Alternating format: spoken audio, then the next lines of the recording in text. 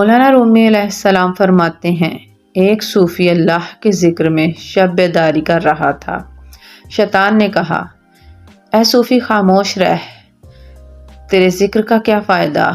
اللہ کی طرف سے جواب نہیں آ رہا۔ صوفی دل برداشتہ ہو کر سو گیا۔ خواب میں حضرت خضر علیہ السلام سے ملاقات ہوئی۔